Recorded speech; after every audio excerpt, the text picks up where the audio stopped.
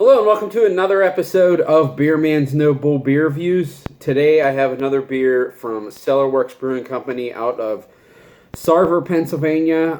For those of you who are not familiar with the Pittsburgh landscape, they're about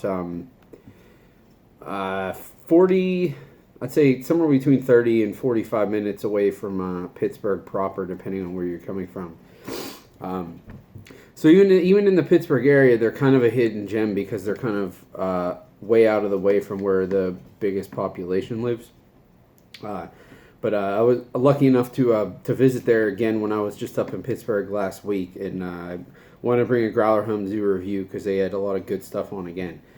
So this isn't their growler; it's a Voodoo one, as you can see. But this beer is called AM, which obviously morning. It's their coffee porter.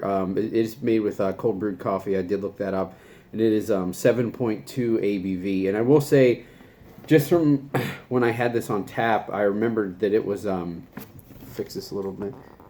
It is more of like a classic brown porter with coffee, which is kind of an interesting take because a lot of coffee porters people make are like the big, robust, more roasty ones. So I think I already said it, but it's 7.2 ABV, and yeah, that's it. I can't wait to crack it open and give this a tasting. And it did have a little hiss. I'm always weary when things travel in growlers. You never know what's going to happen with it, but I'm hoping this is still in good shape, which by that pour, it definitely looks like it is. Looks pretty carbonated, so that's definitely a good sign.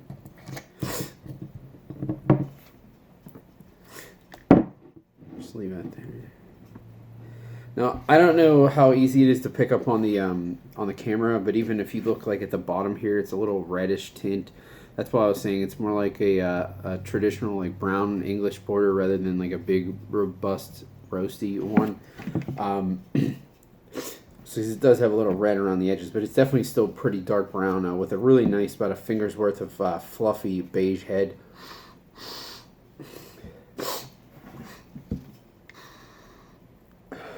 So I definitely get some nice light roasted coffee, and that's just what I'm perceiving it as. I'm not sure how dark the roast is because I know generally when coffee beers have a lighter roast, usually that's where you get the green pepper aroma and flavor, but I'm definitely not getting any of that out of this, so maybe it isn't that light of a roast, but that's kind of what it's coming off to me. It's definitely not that deep, dark, like espresso character. There's a little bit of nice, like, caramely malt underneath, and again, that could be something from the coffee as well, but I'm perceiving it, I'm assuming it's from the beer, and there's a tiny bit of, like, earthy hop character, too.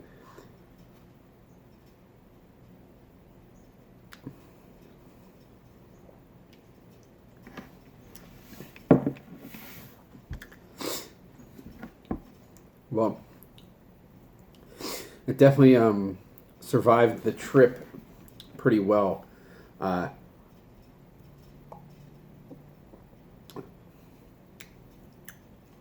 say flavor is similar to the aroma. Nice light roasted coffee, not even close to acrid. A lot of really nice like caramel notes from the malt. I would say honestly, most of the roast character is probably from the coffee rather than the beer because the beer is just so light and there's a little bit of a dark fruit character, but it's almost reminds me of like a dark brown ale rather than a porter really, but it takes really well to the coffee. But the body is honestly what makes this beer. It is very, very creamy and soft. And that is one thing I will say about these guys, that even some breweries that I like a good bit sometimes struggle with nailing their carbonation to make them like really specific to the style that they're trying to make. These guys seem to do that really, really well. All the beers I've had from them have been really appropriately carbonated for what they are. And this this is a really good example of that, and it's even more impressive because it came out of the growler and it's been in this for not a real long time, but maybe 10 days. So I mean, long enough that maybe only like 8 days, but still long enough for something. It could get a little flat. Like maybe the beer itself wouldn't get completely flat, but it could. The carbonation could mellow up just the tiniest bit. But it definitely hasn't. I mean, this is just as lively as when I had it on tap at the brewery.